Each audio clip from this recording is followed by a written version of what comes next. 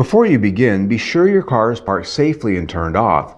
Always be mindful of hot components like radiator hoses, caps, and other components nearby. The air filter for the 1.5-liter turbocharged 2022 Honda Civic is very easy to replace, likely the easiest of any car. No tools are required and it can take less than 5 minutes. To remove the old filter, you can locate the main air filter box at the driver's side front of the engine bay just behind the radiator. To open, simply pop the two clips at the passenger side of the box with your hands, one at the front, one at the rear. The box is held in place at the driver's side by two slip tabs, so to remove, simply work it loose by pulling it to the passenger side and then lift it free. Once it's loose, you can remove the air filter element. To replace the air filter, just reverse the order of removal, taking care to make sure that you seated the two slip tabs on the driver's side properly so that once it's latched, the whole thing seals tightly.